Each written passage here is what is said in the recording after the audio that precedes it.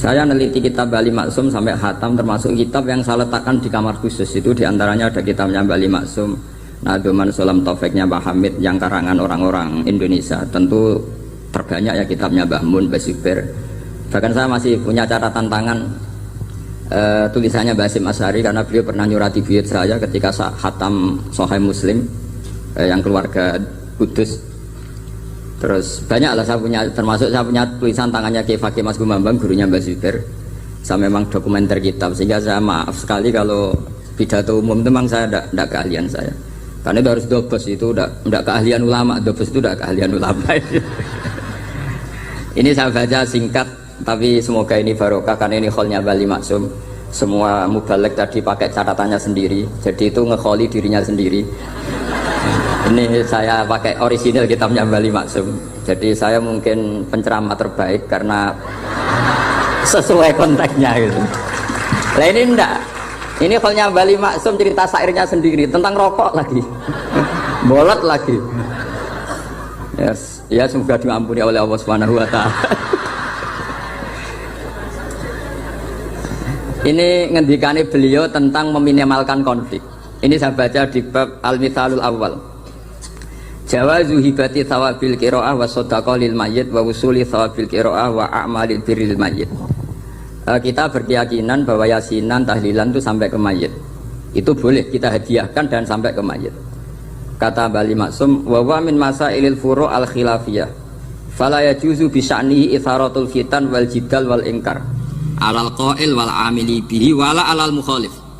Ini dari awal masalah khilafiyah. Sehingga gak perlu jadi konflik yang berkelanjutan, baik kita menuntut yang melakukan itu atau menuntut yang menentang itu. Karena dari awal ini masalah furu'iyah.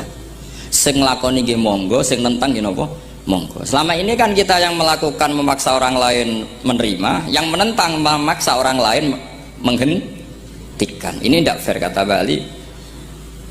Kata beliau itu gak fair. Wala yang bagi ayyaqa bainahuma ma la yang bagi wuquhu bainal akhwaini muslimaini.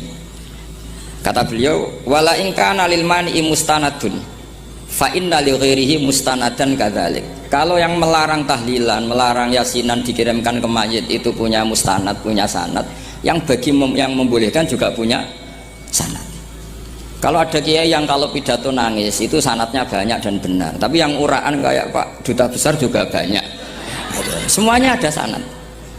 Jadi kata beliau sederhana saja, kalau al-mani'un, orang yang menolak itu punya sanad, kita yang membolehkan juga punya sanad. Tapi kata beliau dengan enteng, dengan ceria, ini masalah furu'iyah, nggak perlu jadi itsaratul fitan wal jidal wal khisam. Kata beliau nggak perlu jadi perdebatan. Makanya pesan saya sama santri-santri kerap ya, sebetulnya masalah kita ini tercerabut dari ilmu.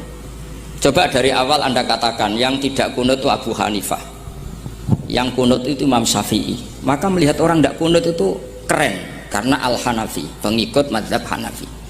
Yang kunut juga keren karena pengikut mazhab Syafi'i. Tapi kita tidak, di zaman akhir kunut dan tidak kunut ini jadi politik identitas. Sehingga yang nggak kunut itu Muhammadiyah misalnya, yang kunut itu NU. Mana ada Basim Asyari sebagai mujaddid atau mujtahid yang mengharuskan kunut, atau Ahmad Dahlan yang melarang apa? Kunut.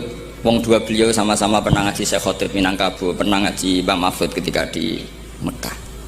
Jadi cobalah ilmu itu diperkuat sehingga kita mengatakan kunut adalah sunat menurut Imam Syafi'i, tidak sunat menurut mazhab Abu Hanifah. Sehingga enak sekali karena kita berdasar ilmu. Menyangkut sawabul qiraah atau sawabu amalil khairi, apakah sampai ke mayat apa enggak?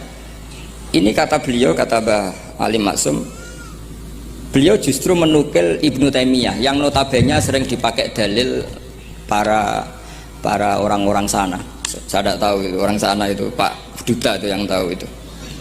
Itu kalau ini mirip kitab Said Muhammad. Jadi Said Muhammad itu kalau istidlal sering pakai Ibnu Taimiyah karena itu yang dipakai mereka. Tapi ternyata Ibnu Taimiyah, qala Ibnu Taimiyah innal mayyit yantafi'u bi qiraatil Qur'an kama yantafi'u bil ibadah al maliyah minas shadaqah wa nahwiha. Terus waqala Ibnu Qayyim fi kitabir ruh afdalu ma yuhda ilal mayyit as-shadaqah wal istighfar wa du'a lahu wal hajju anhu. Artinya gini, Kita sekarang ini tidak pernah kayak Bali Maksum pakai dalil jawazu ihda lil mayyit itu berdasar Ibnu Taimiyah dan Ibnul Qayyim. Kita seakan-akan Ibnu Taimiyah itu orang yang pasti melarang itu. Sehingga kita itu terus mengatakan sing nyunatno tahlilan ku sapa? Mbah Hasim atau Mbah Fakih atau siapalah. Meskipun riwayat ini mukhtalifah dari Mbah Hasim.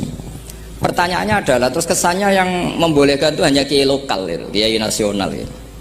Padahal zaman Bali sudah mengajarkan kita yang membolehkan ihda wa amalil khairi ilal mayyit, yang membolehkan hadiah Yasin, Fatihah, tahlil ke mayit itu adalah orang sekaliber Ibnu Taimiyah dan Ibnul Qayyim. Sehingga dengan kita pakai ilmiah yang diterapkan Bali Maksum, kita ini merasa orang keren, orang global, orang yang keren lah. Karena guru-guru kita Bali Maksum, Mbah Hamid biasa mentahlili, Mbah Munawir semua mentahlili guru-gurunya. Di level ulama global ada Ibnu Taimiyah dan Ibnul Qayyim. Tapi karena kita tidak baca, seakan-akan tahlilan itu hanya tradisi lokal yang tidak di ACC, tidak disetujui ulama kelas internasional. Padahal di sini jelas diceritakan Ibnu Taimiyah berpendapat qiraatul Quran yang dihadiahkan ke mayit atau tahlil itu boleh. Jadi ini sangat penting supaya orang itu pakai tradisi ilmu. Saya pernah ngaji sama Mbak Mun, diberitahu kalaupun Rasulullah pernah kunut sekali, biasanya perdebatan kan oke, Rasulullah pernah kunut tapi ahyanan. Pertanyaannya adalah setiap Nabi pernah melakukan sesuatu itu akan menjadi sunnatan mutaba'ah apa enggak? Tentu jawabannya iya. Nabi meskipun melakukan kunut andaikan hanya sekali, tapi karena pernah dilakukan Nabi, maka kebaikan ini akan menjadi sunnatan muttaba', sunat yang harus kita ikuti terus atau boleh kita ikuti terus. Jadi nggak boleh misalnya Rasulullah itu puasa Senin Kemis juga ahyanan, tidak selalu. Rasulullah itu tofa rokiban juga ahyanan, bukan selalu. Tapi apa saja yang pernah dilakukan Nabi maka berstatus itu akan sunat ila yaum